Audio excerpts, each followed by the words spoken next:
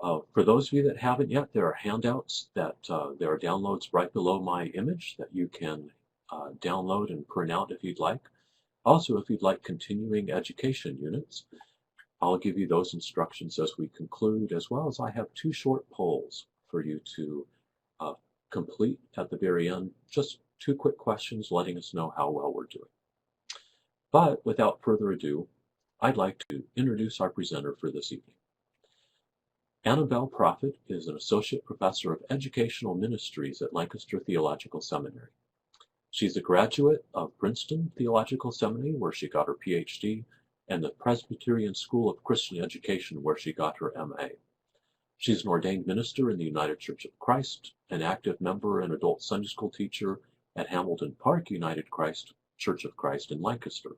And during the summer months, she serves as pastor of the Childwell Memorial Presbyterian Church in the Adirondack Park in upstate New York. She's the author of numerous articles on religious education and is currently completing a book entitled The Sense of Wonder, Pathos and Play in Religious Education. Well, I would like to welcome you, Annabelle. Glad you're here. Variable yet, that's what I wanted.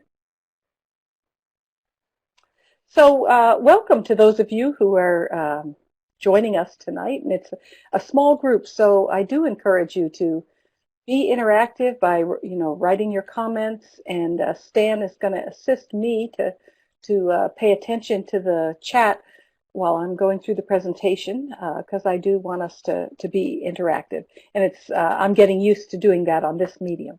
So I want to start us off by taking a look at a poem called Art School Exhibit. And it's a poem that I think has something to say about wonder. And what I'm going to do is read it through, and I'm going to invite you to pay attention to which lines, are there particular lines that you really like in this poem, and why are they meaningful? So when I finish reading the poem, I'm going to ask you to indicate that, to do some chatting about which lines you like and why they struck you, and maybe what you think they have to do with wonder. So let's begin. She calls it starry night, but I tell her patiently, someone's used that. In truth, I think the white whirls amid the stark branches under the cookie moon are snowflakes. No, she insists, they are stars, like the ones she sees sometimes through the glass of her gingham room, as she watches me orbit our meadow, while her father beside the fish pond flicks sparks of light into the azaleas. At the Framers, we invest in mat and glass, more costly than the lessons that brought forth the pastel on paper scene. Again, we ponder a name. I suggest Snowy Night, rejected outright. We compromise with 3 trees in winter. I sense a teachable moment. We journey to the library and sit on the floor in the narrow space between art and poetry. We flip the glossy pages, past his sunflowers, his self-portrait sans ear. At the last turn, we both gasp, as Vincent's loud, garish orbs whirl out at us. Her child soul sees what mine had forgotten. Her heart knows what her eye cannot. See, she cries in triumph. They are stars. Now I invite you to pick some lines that really speak to you and tell us why. So I'll give you a couple minutes to do a little typing. And I see Jonathan's joined us. And Annabelle, I've changed the poem on the screen so that people can scroll it individually. So I'd like to invite you all, if you wish to scroll that back and forth to find the lines, if you have not had a time to download it yet, to feel free to do that. Mm-hmm. That's great.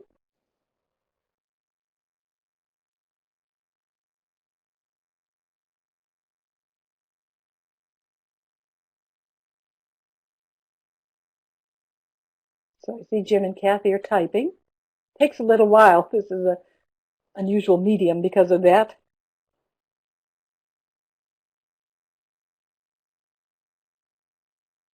So Stan, you're saying that her child's soul sees what mine had forgotten, grabbed you. Can you say why?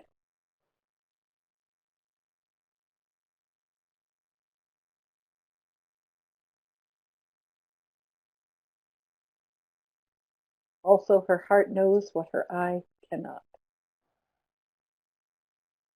Ah, her child's soul makes you think of the wonder of childhood. We're going to be talking about children, especially the way that wonder seems to work in their lives. Yeah.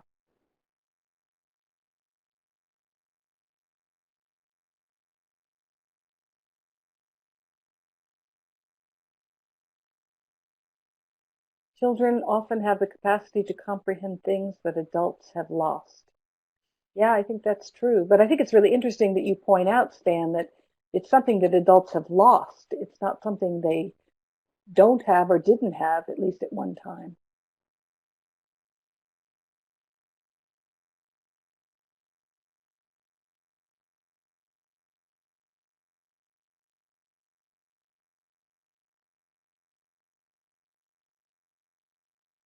Oh, I like that. Howard, that's an interesting comment. Sight is more than visible. That's right, because when you look at that starry night picture that Vincent painted, um, you know that if you walked out and on a clear starry night, it wouldn't look like that. It would probably look more like little pinpricks of light.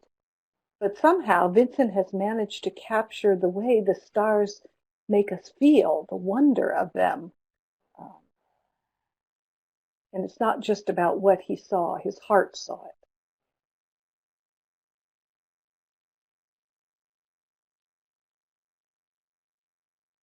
Anyone else?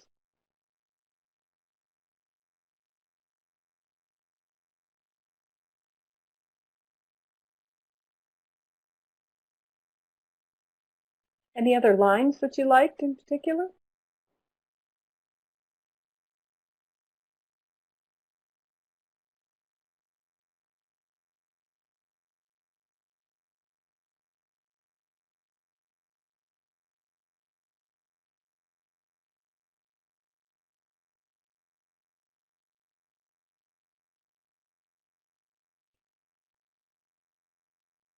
So while we're waiting, let me just tell you a little bit about where my interest in wonder comes from. It started years ago at a time when I was the primary caretaker for a 2-year-old child.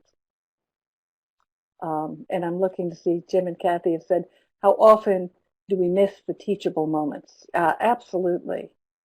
And we gasp as Vincent's loud, garish orbs whirl out at us. And the orbiting meadow, isn't that it's a beautiful image, isn't it? And it just invites you to start saying, well, what's going on there? What are they doing? It creates all kinds of curiosity.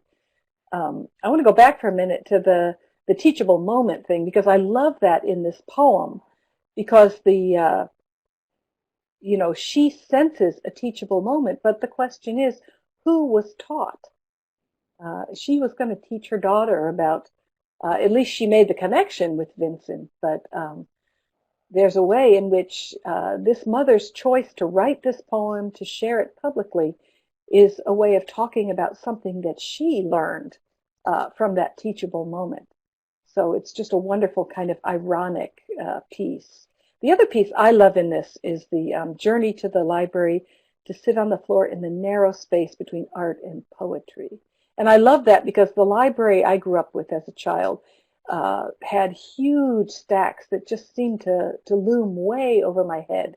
And it always was a very narrow space between the stacks of books.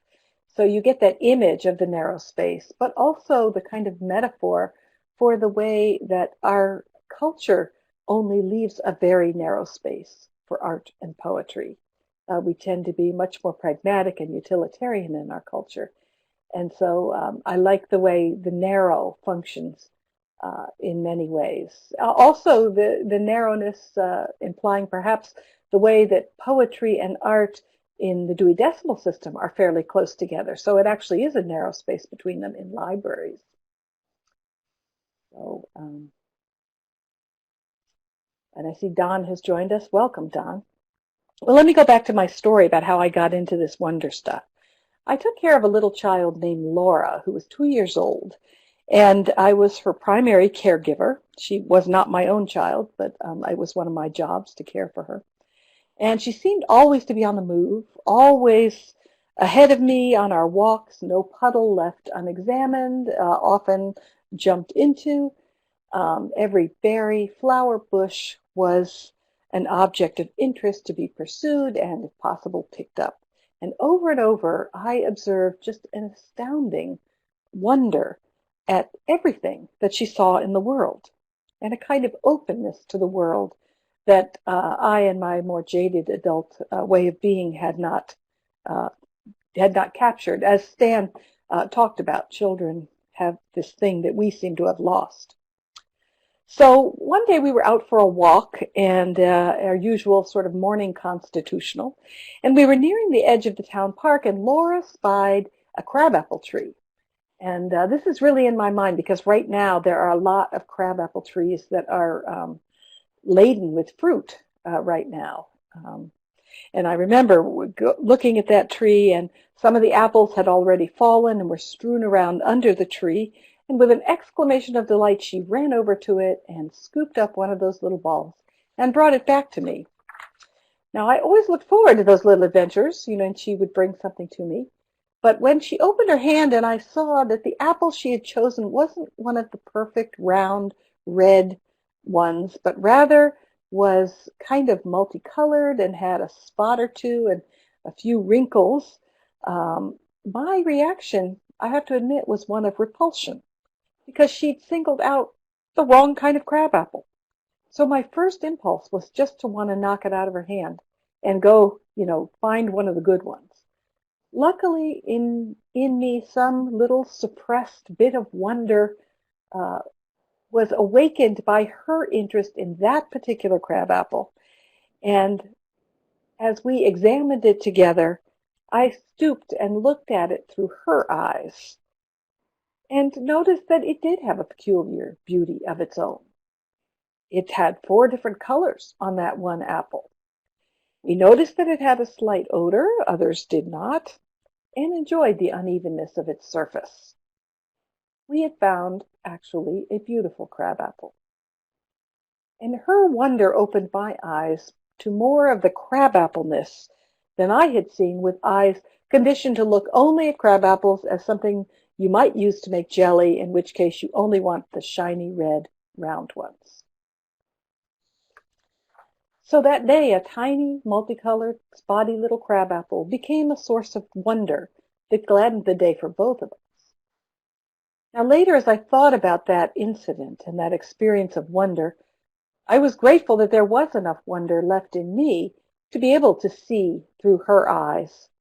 It scared me to think that what I almost did, I foresaw would be done to Laura over the next 20 years of her life, through socialization and education, both secular and religious, and exposure to the media. I thought she will learn, like me, to identify only the red crabapples as the acceptable ones, good for making crabapple jelly. In our utilitarian culture, she will probably come to see the one that we found as repulsive and unacceptable. And I suspect she'll even be embarrassed to admit that she ever saw it any other way. And just to give you oops. There we go. I wanted you all to see the crab apples, and these are pretty shiny and red, but you'll notice sort of in the background there's a couple that have some other colors on them, and that's what our apple was like, with a spot or two added. Well, as I was thinking about Laura and what would continue to happen, my thoughts became even more gloomy. I thought she'll learn to do the same thing with people. The media image of beautiful people will become her norm, and the people who are a little bit spotty or misshapen or wrinkled will be labeled as undesirable. And she'll learn to conform to society and school's expectations for her, and if she doesn't, there'll be plenty of people to push her back in the mold. I named my greatest fear for Laura.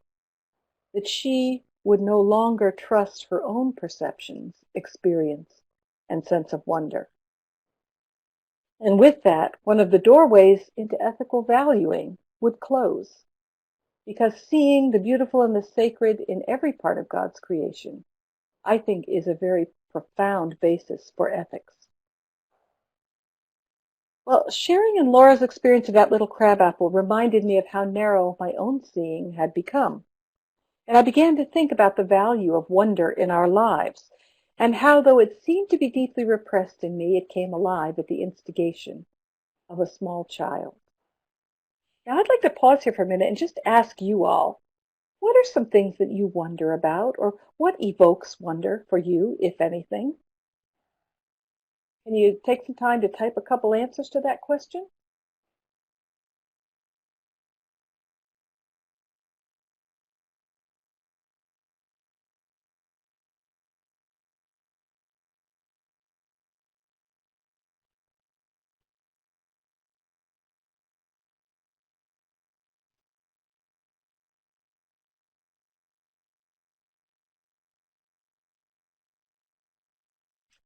Anton says, amazing parts of intricate creations in nature evoke wonder for me. Me too.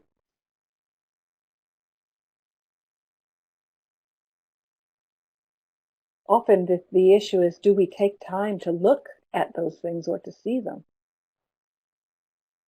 Jim and Kathy staring at a dark, starry night. Yeah. One of the things I love about having this parish in the Adirondacks is it's way up north near the Canadian border, and we are in a very wooded area, and so the sky is absolutely amazing. The natural world, beauty, relationships, scale. Watching a grandbaby develop. Yeah, it's just astonishing what they're able to do, isn't it? A symphony. Yeah.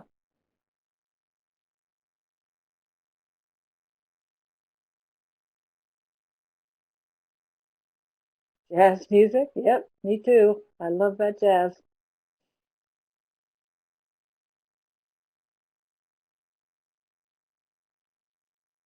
Reconciliation between conflicted parties. Yeah, creating new hope. Sunsets. hmm Well, we're going to be talking, let's keep these things in mind, because we're going to be talking about some different kinds of wonder. Uh, and, I'm sure they will continue to evoke things for you. So these are great answers. I think all of them work for me too.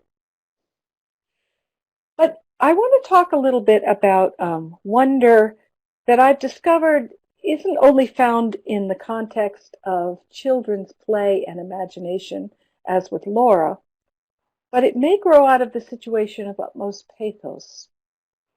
It was brought home to me under the most painful circumstance, the loss of a child. At the age of 20, my stepson Mark was killed in an automobile accident. He lay in a coma for a week before he died, during which time anguished questions pervaded our household. Why did this happen? How will we live through this tragedy? What if he has no brain function? What should we pray for?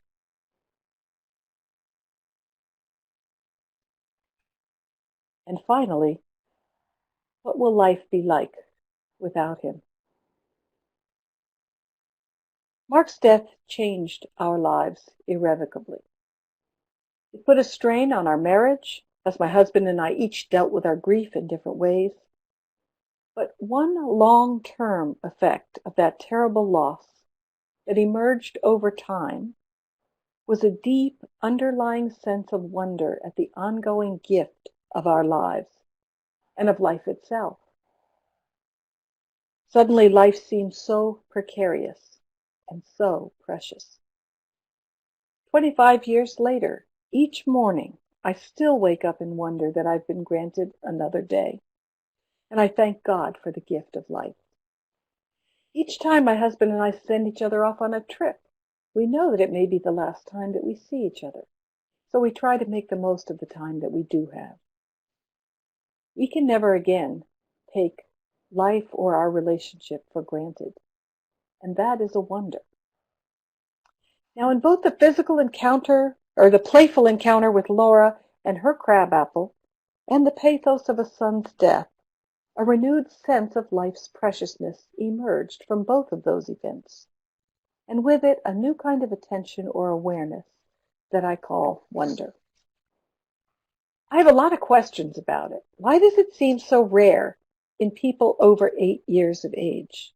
I think I'm going to stop there and ask you, what do you think? Why does it seem so rare in people over 8 years of age? Anybody have an idea about that?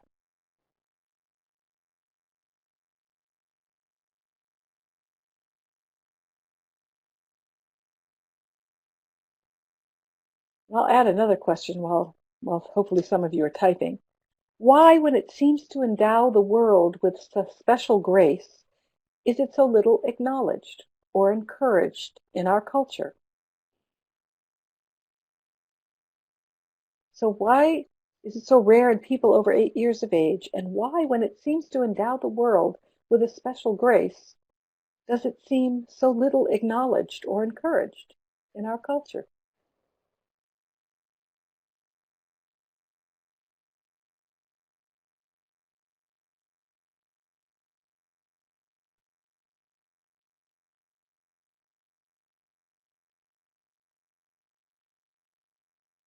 I see a couple of you are typing.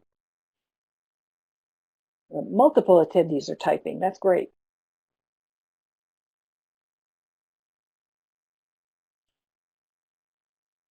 Seems as though the world pushes in and tarnishes our young people earlier than ever. Yeah.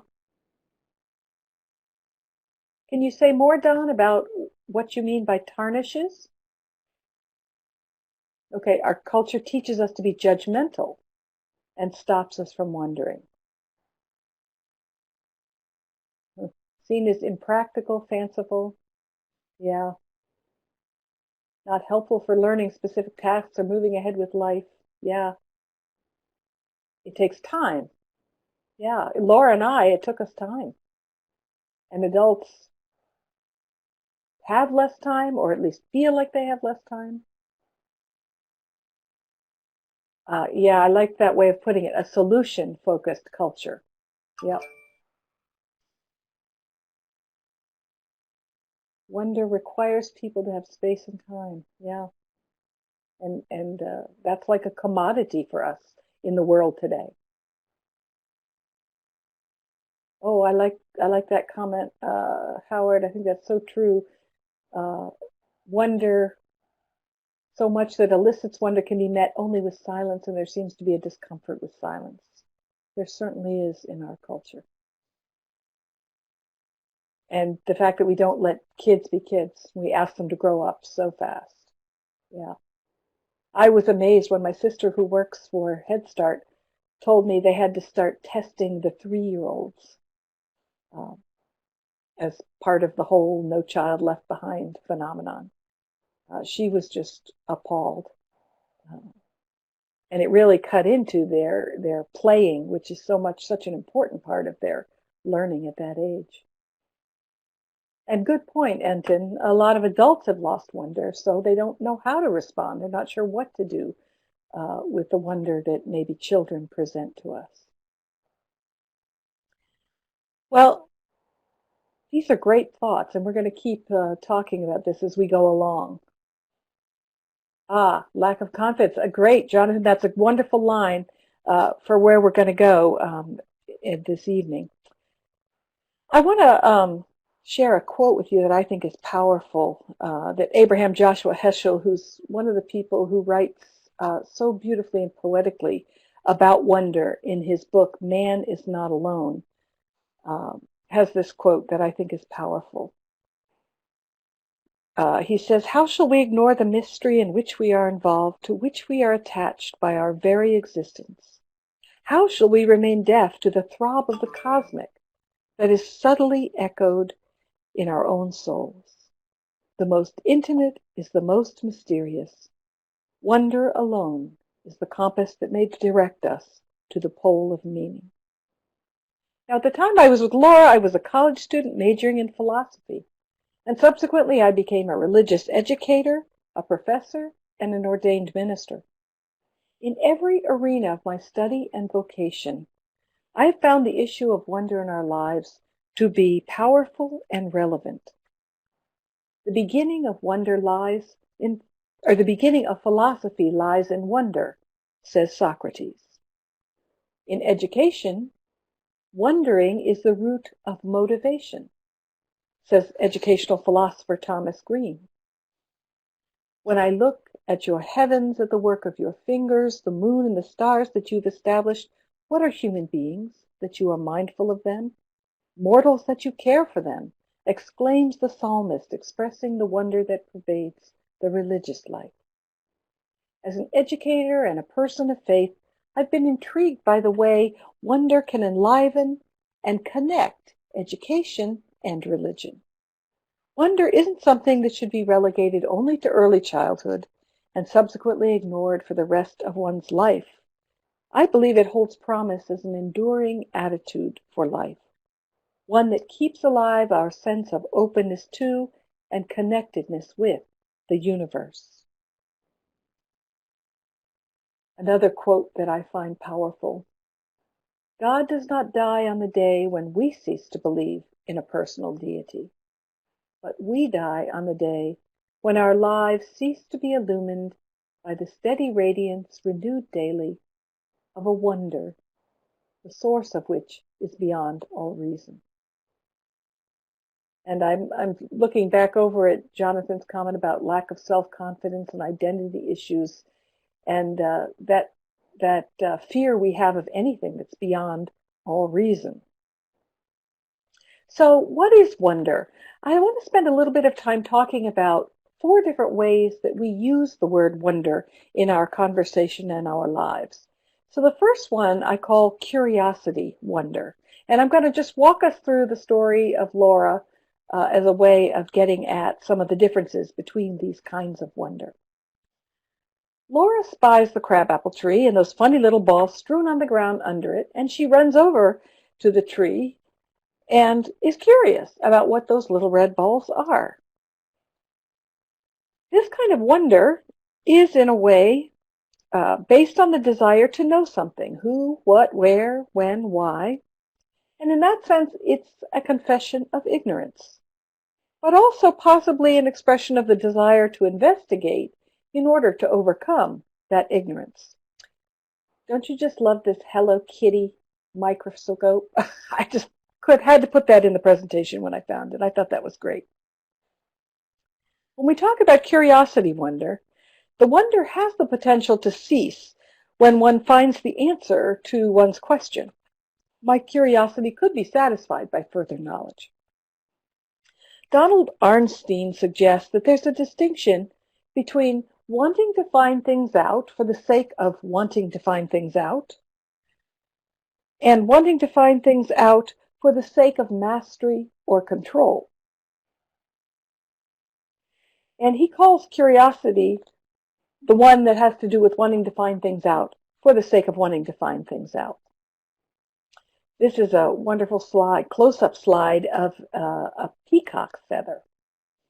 Curiosity is motivated by the desire to know, apart from being goal-directed, drive-oriented, or deficit-motivated, says Arnstein. And this distinction between curiosity and problem-solving behavior alludes to a significant connection between curiosity wonder and leisure. And we talked about the word space. The importance of having space to wonder is a key point in our consideration of all forms of wondering. When Laura and I embarked on our walks, we had the leisure or the space to wonder. While we might have been running errands, there was no hurry. And Laura's expressions of curiosity wonder seemed to know no bounds, and they provoked a renaissance of wonder in my own life. But we might have had an alternate scenario on the day that we discovered that crabapple. It might have gone like this. Laura runs over to the tree, picks up a crabapple. I see it, am disgusted by it, tell her to put down that dirty, smelly little crabapple, march her over to the tree to identify the good ones, which of course are the shiny red round ones, to make crabapple jelly. And then I would take her hand and hurry her along on the errands we're running that morning.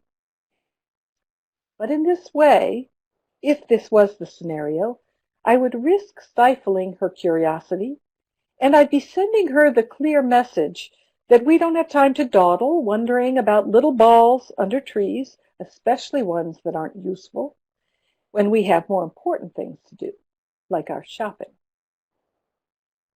Thankfully, Laura touched off a kind of wonder that even goes beyond curiosity, a wonder that I think motivated Laura to want something more than simply a name for that little sphere that she was holding out to me. For her, this crabapple was a wonder. And that leads to another way we talk about wonder, that is, as a noun. Often when we speak of wonders, we identify large or very amazing things. Like we talk about the Great Pyramid, that's one of the 7 wonders of the world, or the giant redwood trees around me are a wonder, or we in the church talk about how Jesus performed many wonders in his ministry. And here the object that's referred to as a wonder is characterized by its novelty, its ability to elicit a response of awe or amazement, because it's believed to be either extraordinary or beyond human comprehension. Now, a lot of the things that we talked about, sunsets are big and beyond our comprehension, stars, a lot of the things that tend to evoke wonder in us have this kind of extraordinary character. But of course, that doesn't preclude the possibility of seeing ordinary things as wonders. A gnarled tree, a loved one, a rose, or even a crabapple. Reference to ordinary things as wonders, says Samuel Keene, is called forth by a confrontation with the mysterious depth at the heart of the familiar and quotidian. Now, I'm going to ask you a question. Can any of you think of a time when something that you usually perceive as ordinary suddenly became a wonder to you? If you can think of an example, type it in. One of the ones that comes to mind for me is, I still can remember one day seeing my husband standing at the sink doing the dishes and just suddenly being overcome with wonder that this man is in my life. And it isn't because he doesn't usually do dishes, because he is our regular dishwasher. So it wasn't that was the fact. It was simply just, I think, pausing and really seeing him and just being overcome with gratitude. Anyone else think of something?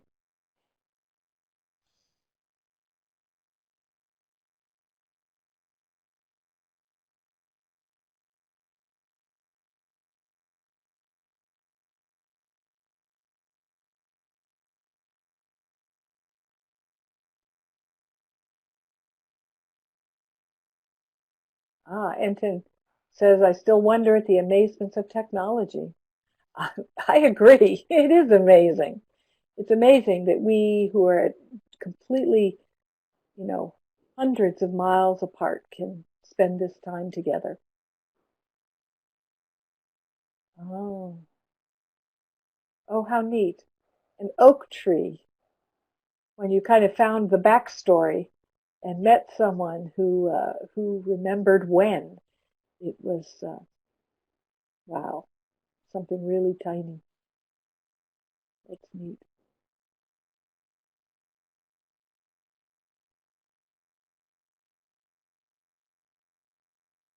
And it's interesting because all oak trees started out with little tiny acorns, but we get so used to seeing them, we just don't think about that.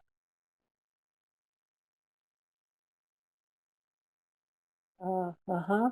At your kids. Yep. Yeah, it's so easy to just take our family members for granted. And when you stop and you think about these children that that you conceived, or maybe you adopted them, but they started out, you know, needing everything and so dependent on you, and all of a sudden their agency is developing and they're doing and becoming completely independent people. It's just amazing. Water, yeah.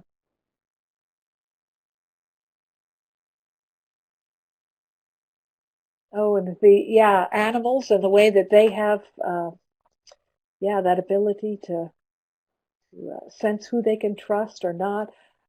One of the things I just wonder every time, there are times when I just look into my dog's eyes and I am overcome with the idea that I can communicate with another species and that he communicates with me and that there is a relationship between us. That's just awesome. Well, I think it's really important, this idea of pausing now and then and seeing ordinary things as wonders.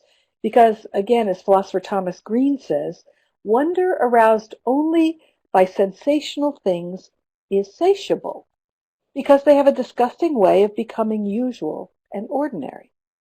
When we find occasion to wonder only at the extraordinary or spectacular, he says, it's the surest sign that wonder is already dead. The wonder that is ceaseless, that can never be exhausted, has always to do with what is usual and close at hand. For the marvel of a thing has less to do with its frequency than with its contingency. That is, it might not be, and yet wondrously it is. You know, for 2-year-old Laura, of course, everything in her world was new. Everything she came across was unusual and even spectacular in her eyes because her experience of the world was only 2 years old. For young children, the whole world is contingent because the perception of natural laws hasn't yet been developed. The young child's world is characterized by novelty, with each new discovery being a potential source of wonder and delight. Now, for me as an adult who passed that crabapple tree many times in my busy life, the sight of crabapples strewn on the ground under the tree didn't even merit a glance. Perhaps, though, if I had spied a 2-pound crabapple, I might have taken notice and even declared it a wonder. But I'd long since stopped taking crabapples and crabappleness. I'd taken them for granted. And in taking them for granted, I'd forgotten something that Laura seemed quite naturally to understand, and again, which philosopher Thomas Green articulates in this way. He says, it is both remarkable and ordinary that when we plant an apple seed, we get an apple tree. We may think there is some necessity in this sequence, that apple seeds produce apple trees, which produce apples, followed by small boys and small wars and small apple cores. But, he says, there's no necessity in this sequence at all, because we can imagine an apple tree that produces pears, or peaches, or, for that matter, magic apples, or magic pears. Laura's rapt attention on that particular little crabapple, her excitement and sense of the gift of that small object, illumined and challenged my take-it-all-for-granted attitude. It became a magic crabapple for us that day, a small miracle that broke into our day. And we can think of this experience as something that I call wonder that, a third way of speaking about wonder. Now, other ways we might talk about wonder that would be things like, it's a wonder to me that robin's eggs are blue. Or, I'm filled with wonder when I look at the stars, or that I exist is a wonder to me. And here I'm wondering not in the sense of asking a question to which I expect to find an answer or a solution, nor in response to the sensational, but in the sense of marveling that such is the case. So this kind of wonder has to do with a sense of amazement or awe that arises when I consider the fact that although I could understand the entire scientific explanation for why robin's eggs are blue, I realize that ultimately there is no necessity in their being blue. I wonder that they're blue because I'm used to seeing eggs that are white or maybe brown on my breakfast table. So the blueness of the robin's eggs jar me out of my usual expectations and stretch my imagination. Suddenly I begin to think that they could be otherwise. They could be pink or white or purple. Let's talk about what it means that things are contingent. One of the best examples, here, let me share one more quote by Thomas Green, who says, "The condition without which wonder at the most ordinary things cannot exist is simply the knowledge of their contingency, the awareness that things need not be as they are." I want to share a poem by the poet Jane Kenyon, which I think is one of the best examples of contingency I can think of. It's called Otherwise. She says, "I got out of bed on true strong legs. It might have been otherwise. I ate cereal, sweet milk, ripe, flawless peach. It might have been otherwise. I took the dog uphill to the birch wood, and all morning I did the work I love. At noon I lay down with my mate. It might have been otherwise. We ate dinner together at a table with silver candlesticks. It might have been otherwise. I slept in a bed in a room with paintings on the walls and planned another day just like this day. But one day, I know, it will be otherwise." Awareness of the contingency of life is grounded in the human imagination. We can and do imaginatively construct alternate worlds that cause us to see the way our world is not necessary.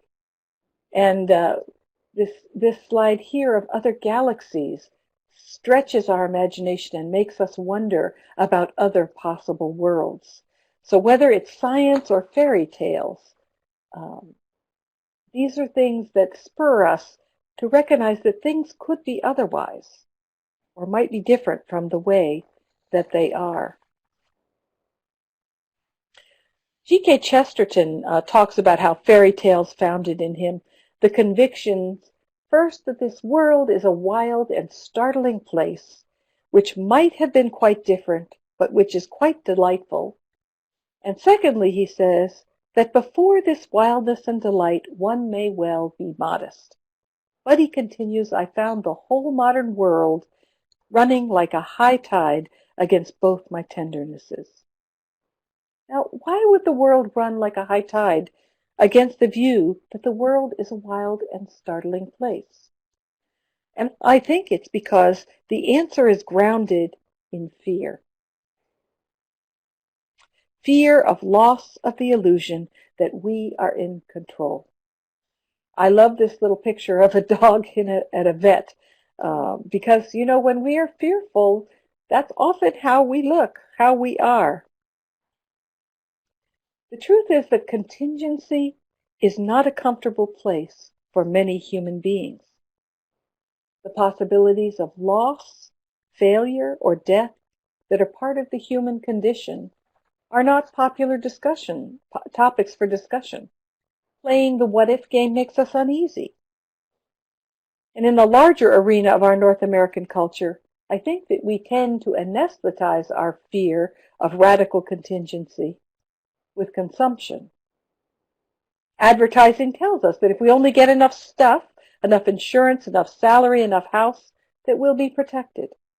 And too often in the church, I think we anesthetize our fear of radical contingency with a certainty about our beliefs that shuts down questioning and exploration, and therefore narrows the theological possibilities that are before us, and sometimes creates, I think, a situation of idolatry as we sort of, what I would say, put God in a box.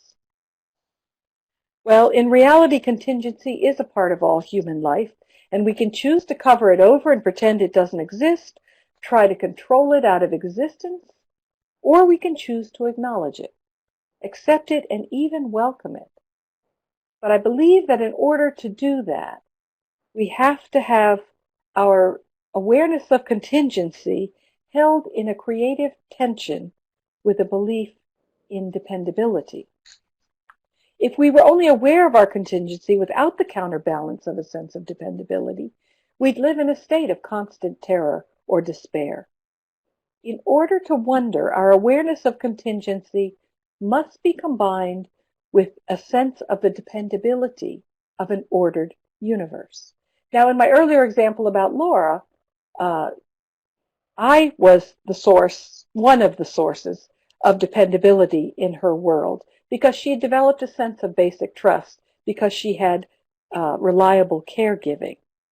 So for her, the universe was experienced as trustworthy. And I took my role as a dependable presence in her life very seriously, because it allowed her to live in the contingency of that untrammeled exploration of a world around her. Now, I use this phrase, dependable presence, very deliberately, because I think it's important to understand that this dependability is something flexible and not rigid.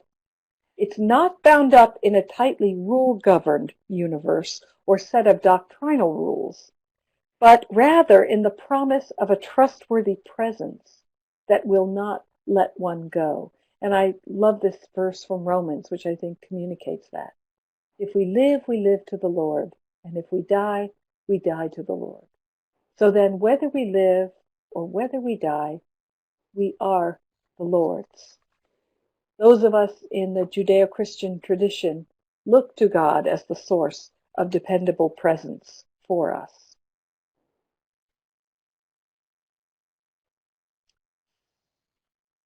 And, again, when we look to Scripture and the Psalm, when I look at your heavens, the work of your fingers, the moon and the stars that you have established, what are human beings that you are mindful of them? Mortals, that you care for them. I think in this verse we really see that tension between contingency and dependability. Who are we? We're so tiny when we look up at the stars, and yet we trust that God is mindful of us, that God loves us. An amazing, when you really stop and think about it, wonder-filled statement that it's too easy for us in the church to just toss off, oh yeah, God loves us. That is just an amazing statement when you think about how tiny we are in this world.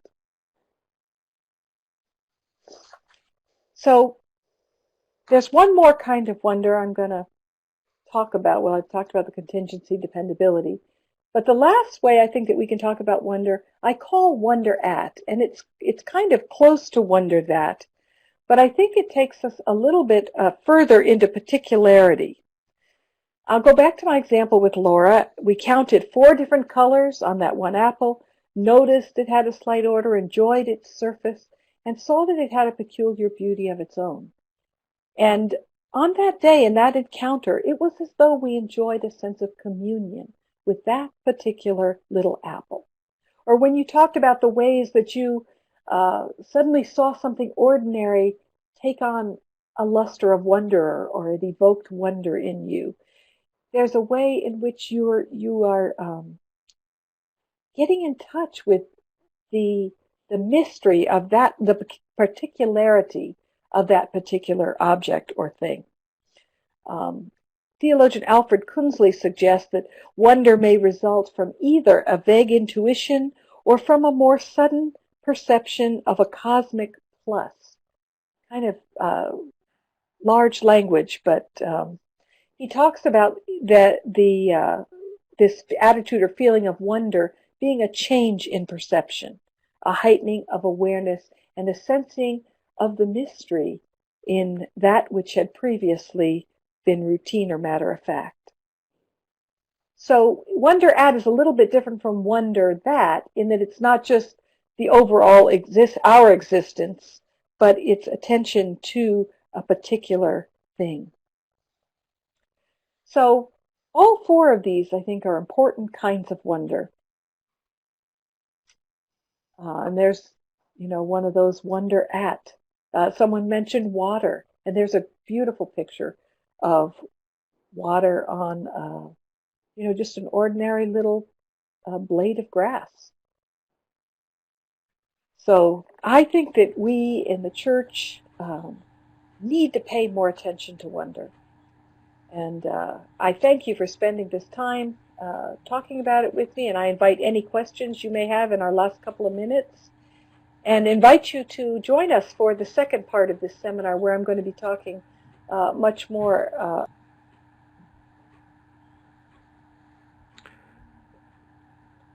Annabelle, thank you for the presentation this evening. I have a question. Talk about wonder, and another word that we often use within our church life is discernment. How do those two come together? Perhaps in what ways, or perhaps they don't.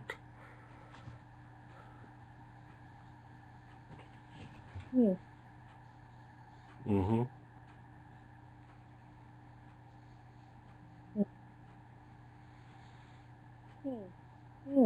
Well, I do think discernment implies a certain amount of curiosity, because or you're wondering what are the next steps. Is the church in its search for like an answer or a fix to are we perhaps maybe unintentionally in some ways and intentionally in others, trying to shape discernment so it really comes out more how we like it rather than there is.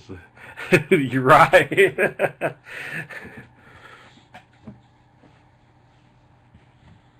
Mm-hmm. Yeah. The way we want it to. Well, yeah, yeah. And I do think that has to do with our discomfort with contingency. Even recognizing that theology is perspectival. So if you're Church of the Brethren, you see it this way. I'm Presbyterian / UCC. I see it that way. Our Pentecostal students here at the seminary see it in a way that is, blowing my mind right now as we see more and more of those students coming into our orbit. So I think, wonder for me is a very, very important concept, in that people that we need to provide a kind of dependable presence that invites people to sort of take off that shell of the right answers in order to open themselves up to also, I just want to invite our participants that if they have questions if they can that sort you of have live of without Annabelle, that skin please for a little while. type you those think in, of it and we'll get those skin or, get those have a response kind of for you, and hope that you can interact in this way. I see Dawn is typing.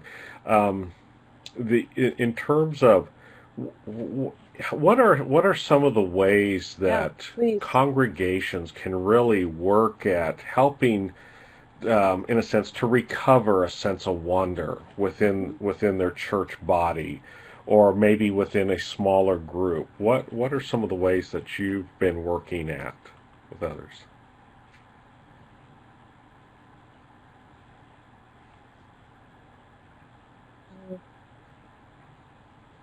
Yeah. Yeah. Okay.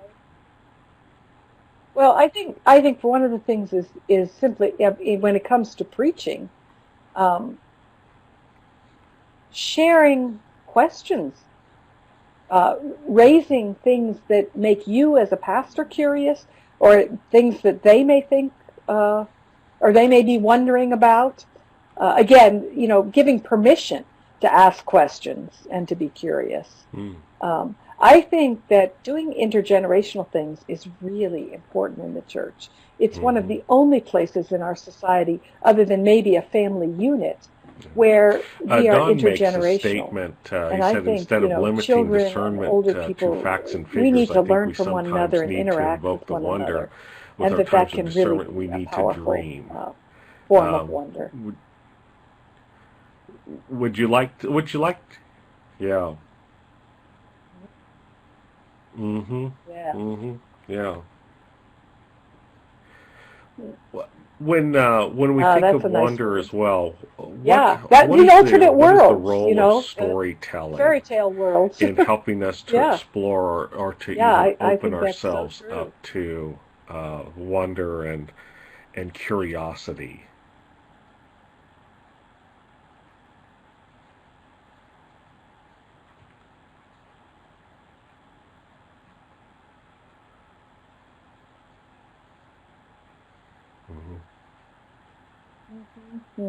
Well, I think even when I asked that question about, can you tell me a time when you saw something ordinary and it became wonderful to you? Those were little tiny stories. I think we need to tell more stories like the one I told with Laura. And I would bet that everyone in this seminar has a story like that, or a couple of stories like Don also that they could tell makes the and comment share. that he And I think often we asks should the church put family those to out close there their and eyes not and be wonder afraid to share that as kind an of experience. interactive part of the sermon. Because I think it's a gift from God for us all. Mm-hmm. Yeah.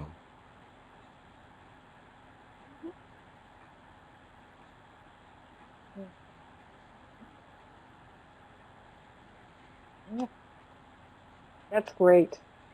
That's wonderful.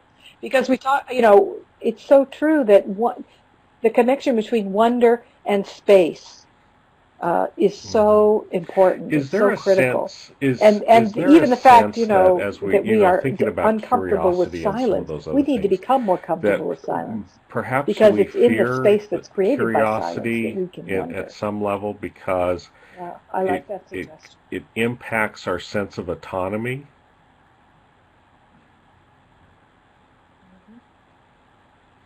Well, I'm wondering if, with that autonomy, we pretty much know how we like to operate, how, we establish these patterns and these habits.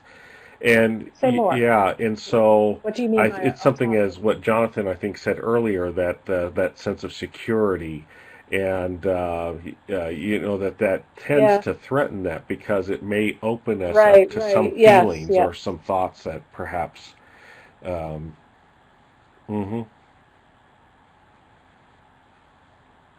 Uh-huh. Yeah.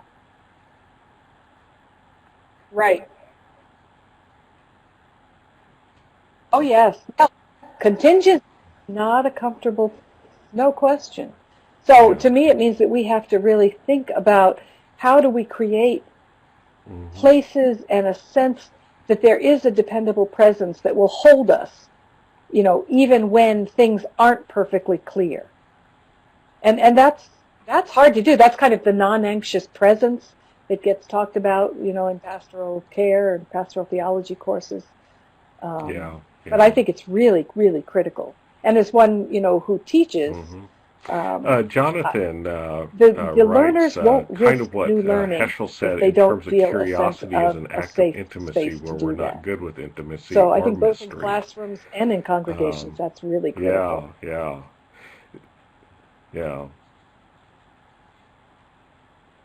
Mm-hmm. Yeah. Yeah. Good point. Yeah, that is so true. Yeah, this is feeling. Let's face it, this is feeling stuff. This is putting us into a place where we have to acknowledge our feelings.